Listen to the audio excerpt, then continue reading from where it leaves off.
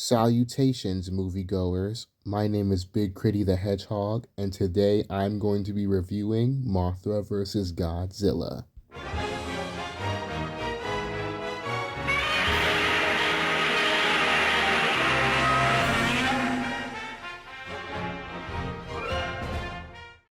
Alright, given how this is my second episode, it's only fitting that I should give you a history lesson of this movie.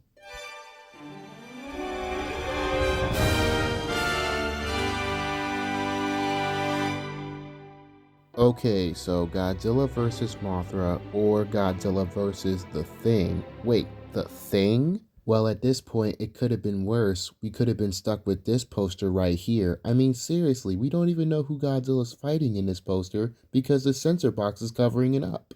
But anyways, getting back on track, Ashiro Honda directed the film and Tomoyuki Tanaka was the production man in the chair of many of the Showa Godzilla films, and it's probably surprising that you're probably going to be seeing this guy a lot later. And then moving down the list is the famous Hiro Nakajima, who will also be an occurring character as he plays in most of the Godzilla suits during the Showa era. And finishing off the list is the famous Akira Fukabe, who was infamous in all the Godzilla movies, ranging from the Showa and the Heisei era Godzilla films. But today I'm going to be reviewing the US version of the Godzilla vs. Mothra movie. And hopefully the scenes won't be mercilessly slashed like the 1956 movie Godzilla King of the Monsters, which was the US version to the 1954 version Godzilla, or in Japanese terms, Gojira. But anyways, let's take a look at Godzilla vs. Mothra, or Mothra vs. Godzilla, or Godzilla vs. The Thing, and see Godzilla ravage Japan at his leisure. So it starts off simple enough with Godzilla rising out of the ground from the water that they drained from this typhoon that happened earlier at the beginning of the movie, and you just gotta love one of the reactions the citizens make as they see him. Watch.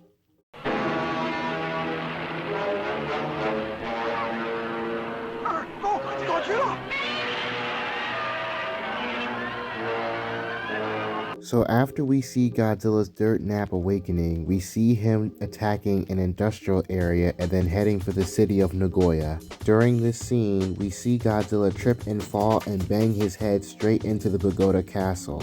Many people had came to the conclusion that Godzilla was a tad stupid in this scene, but I am here to put those speculations to rest, as this scene was very impossible to pull off, and by the time that they had finished making it, they decided to keep this scene in the movie. Man, you really gotta give credit to Hiro Nakajima for doing this, even though it did take many takes for them to actually get this correctly. And I think at one point, Godzilla's tooth came out. Huh. Later on, we're introduced to three of the main protagonist characters of the movie, Junko and Ishiro. They discuss about how they're going to deal with Godzilla, coming to the conclusion that Mothra, or the Thing, might be the only thing capable of defeating Godzilla, and the only way to do that is to go to Infant Island and talk to the Shobijin from early in the movie to ask for help. Upon reaching Infant Island, they soon meet the natives who decline their request to ask Mothra for help because of the nuclear bomb test that affected their island a long time ago. Then, while overhearing the Shobijin singing a song called Sacred Spring, they attempt to ask them what they already asked the leader to ask Mothra to help them fight Godzilla, acting like they didn't already just do this before.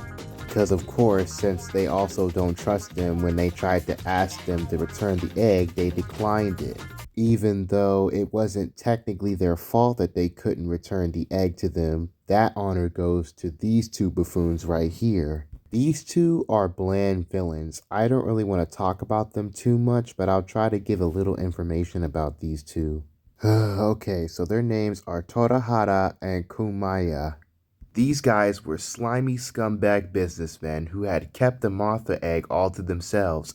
When the three heroes found out about that, they tried to get the egg back only to get shot down and propositioned to getting the Shobijin too. But the three heroes had shot them back down too and kept them. So anyway, getting back on track, Juko, Ishiro, and Professor Miro Yes, Professor Miro, I know I skipped over him, but he was only there for support anyways. They continue to try to get them to realize that they are not the enemy, Godzilla is, and if they don't help them, that Godzilla will not only destroy Japan, but their helpless island as well. After hearing a few of Mothra's screeches, the twins eventually lead them to Mothra's cave where they sing and persuade her to help them assist them in fighting Godzilla. Only to tell them the bad news that since she is dying, that if she does manage to fight and defeat Godzilla, that she won't have the strength to return. Why do I see something backfiring for them later in this movie? As such, the next day, Godzilla shows up to this nearby hotel that the two villains were at and takes them out as quickly as possible. Then he moves over to the egg and starts breaking open the cage so that he can attack the egg there. Eventually, Mothra shows up and the two monsters end up duking it out while Mothra attempts to save her egg. Godzilla's persistence on trying to destroy the egg had forced Mothra to grab his tail and drag him across the floor, and you can already tell in this scene that Godzilla was stop motion because of how his body was moving in this scene. I really enjoyed this first fight between the two. Even though it didn't really last long, Godzilla was really having trouble fighting Mothra with her ability to flight, her wind power, and her last resort that she ends up using on Godzilla, which he is unable to use his fiery breath upon.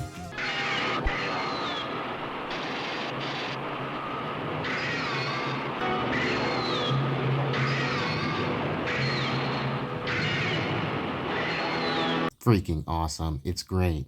However, it doesn't take very long before Godzilla breathes fire and Mothra succumbs to her injuries as it sends her packing and flying towards her egg as she then dies. The general here gets like 3 different scenes of him trying to stop Godzilla. In one of his attempts of the film, Godzilla's head catches on fire due to one of the fire bombs in the airplanes exploding right in front of him. This scene right here is another classic example of Hiro Nakajima's great deeds, as this yet again was an added bonus that was not planned in the film, and Hiro Nakajima did not know that this was occurring outside of the suit. In another attempt, Godzilla was shot with electricity from high tension wires with an electrical nozzle on the top of it. Godzilla then just walks straight through it, giving us another example of how he's a badass because even electricity can't stop him. But the crazy thing about this is, they not only tried this attempt once, but another attempt with nets, and it actually works. Somehow.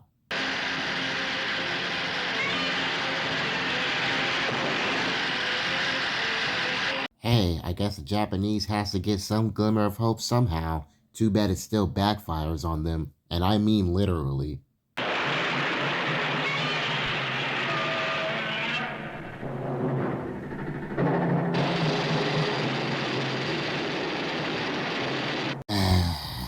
You know, and sometimes it makes me wonder why I even root for the Japanese in the first place. Godzilla's a weapon of mass destruction. You guys can't do jack shit to him. So anyways, do y'all remember this scene in the movie? It's too late! Godzilla! We'll be killed!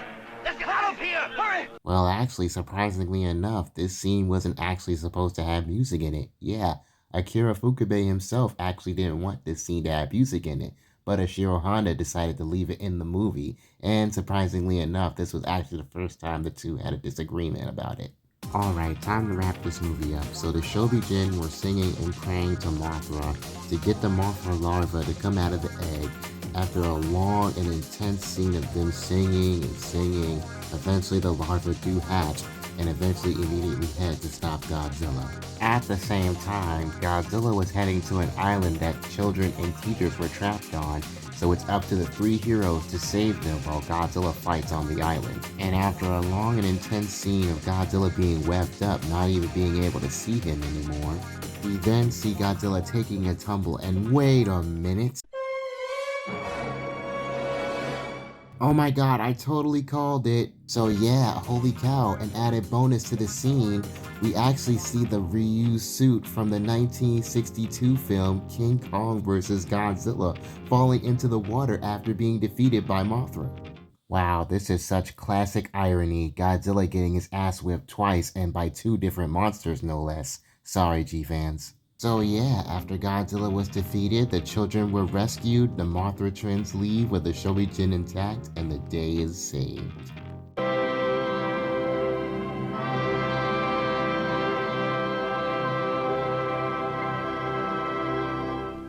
Overall, it is time to give my results.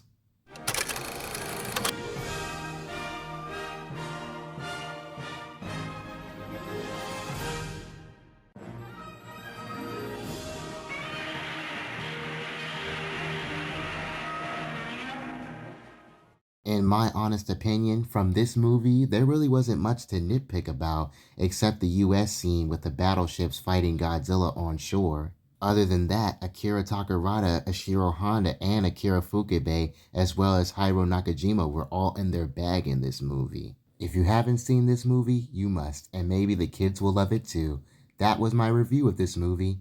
I still have to put the finishing touches on my last review, but tune in next time where we'll actually be reviewing something from the robotic universe. Thank you all for watching. I'm Biggcriddi The Hedgehog, and we'll see you next time.